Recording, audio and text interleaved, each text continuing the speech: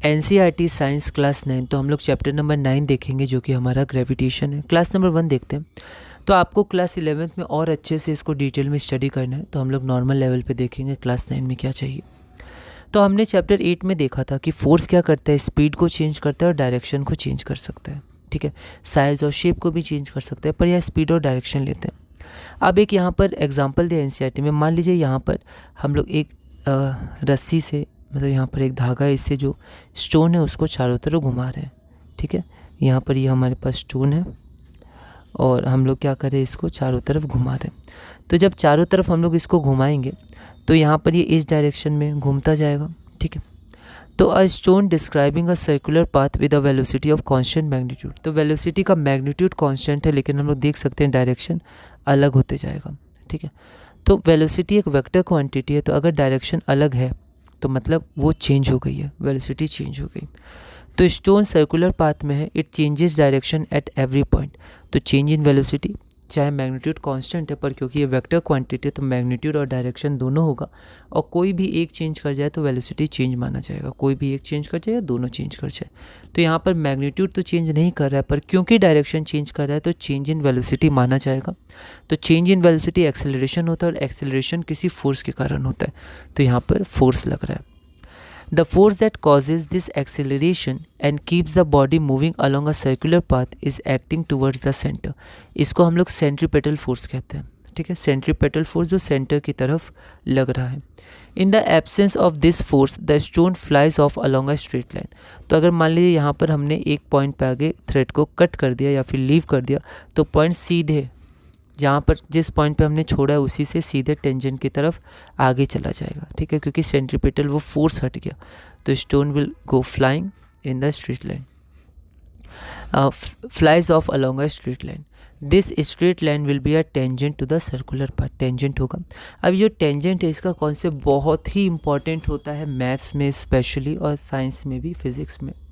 तो मैथ्स में तो हमें इसे बहुत ही अच्छे से पढ़ना है। एक ब्रांच आता है डिफरेंशियल कैलकुलस, जो क्लास 12th में हमें देखना है। उसके बारे में बहुत अच्छे से हम लोग टेंजेंट के बारे में पढ़ते हैं, और ज्योमेट्रिकल रिप्रेजेंटेशन और थ्योरेटिकल ये सब देखते हैं। तो बहुत इंपॉर्टेंट है टेंजेंट।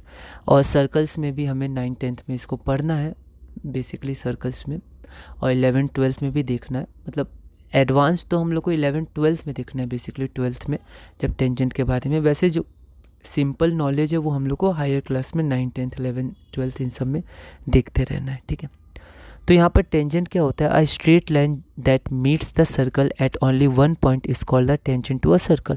तो एक स्ट्रेट लाइन सिर्फ बी पे टच कर रहा है ना, वैसे ही एक से ज़्यादा पॉइंट कर रहा है, पर जो जब टेंजेंट को डिफाइन किया गया तो एक ही पॉइंट पे, तो हम लोग इस पी को एक ही पॉइंट मानेंगे और नहीं।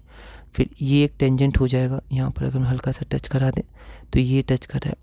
फिर एक ये टेंजेंट हो जाएगा, इसको एक पॉइंट माने तो यहाँ टच कर रहा है। तो जो सर्कल को स्ट्रेट लाइन सिर्फ एक पॉइंट पे टच करती है उसे हम लोग टेंजेंट कहते हैं। तो a straight line that meets the circle at only one point is called a tangent to the circle. Here straight line ABC is a tangent to the circle at point B। B पर touch करे तो B पर tangent है।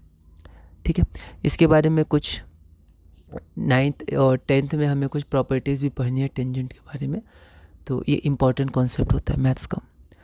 तो motion of moon around the earth, तो अर्थ के around जो moon है वो भी एक पाथ पे हो रहा है, पाथ पे वो चलता है चारों तरफ, तो उस पर भी सेंट्रीपिटल फोर्स लगता है।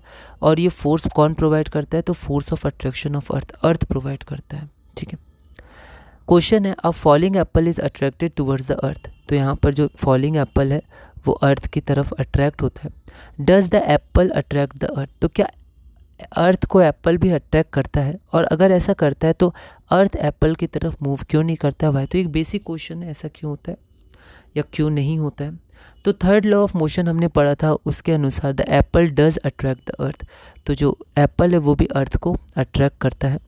Magnitude of force is equal, तो उनका मैग्नीट्यूड इक्वल होता है फोर्स का। लेकिन जब हम लोग को कुछ चीज़ दिखती है चलती हुई, तो वहाँ पर फोर्स ने एक्सीलरेशन हम लोग देख सकते हैं, या फिर वेलोसिटी हम लोग देख सकते हैं कि उस फोर्स के कारण जो वेलोसिटी आई, स्पीड में चेंज हुआ, डिस्टेंस में चेंज हुआ। ठीक है, तो जब हमें कुछ दिखता है तो वहाँ पर एक्सीलरेशन हमें ध्यान रखना है। तो फोर्स तो इक्वल है, लेकिन सेकंड लॉ ऑफ मोशन के अनुसार इक्वल फोर्स के लिए, कांस्टेंट फोर्स के लिए जो एक्सेलरेशन होता है इन्वर्सली प्रोपोर्शनल टू मास होता है। इधर जाएगा तो नीचे हो जाएगा, या मास को इधर भेजिए नीचे हो जाएगा। तो यहाँ पर एक्सेलरेशन इसलिए नहीं दिखता क्योंकि मास ऑफ अर्थ बहुत बहुत ज़्यादा है as compare to mass of apple. तो m a mass of apple मान लेते हैं, तो इन्वर्स प्रपोर्शन होता है। तो यहाँ पर मास एक्सेलरेशन ऑफ जो अर्थ होगा वो बहुत ही कम होगा एक्सेलरेशन ऑफ एप्पल से, ठीक है। तो वो हम ऑब्जर्व नहीं कर पाते हैं। Therefore we do not see apple attracting the earth और earth moving towards the apple। उसी तरह मून भी अट्रैक्ट करता है अर्थ को, लेकिन अर्थ मून की तरफ इसलिए नहीं जाता है क्योंकि मास का डिफरेंस है दोनों में, ठीक है।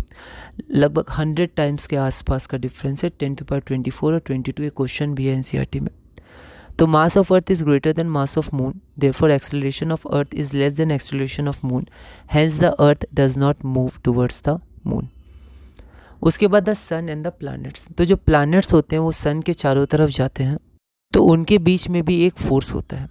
All objects in the universe attract each other. तो सारे ऑब्जेक्ट जो होते हैं ये एक दूसरे को अट्रैक्ट करते हैं और इस फोर्स ऑफ अट्रैक्शन को हम लोग ग्रेविटेशनल फोर्स कहते हैं। अब हम लोग देखते हैं यूनिवर्सल लॉ ऑफ ग्रेविटेशन। तो एक क्वेश्चन भी आया, state the universal law of gravitation. तो यूनिवर्सल लॉ ऑफ ग्रेविटेशन क्या होता है, तो एक बार हम लोग उसको देख लेते हैं। तो वो कहता है कि every object in the universe attracts every other object with a force which is proportional to the product of their masses and inversely proportional to the square of the distance between them. तो जो force होता है वो force क्या करता है एक दूसरे को, मतलब वो जो फोर्स लगता है दो ऑब्जेक्ट के बीच वो डायरेक्टली प्रोपोर्शनल होता है उन दोनों के मासेस के प्रोडक्ट का और inversely proportional to the square of the distance between them, ठीक है।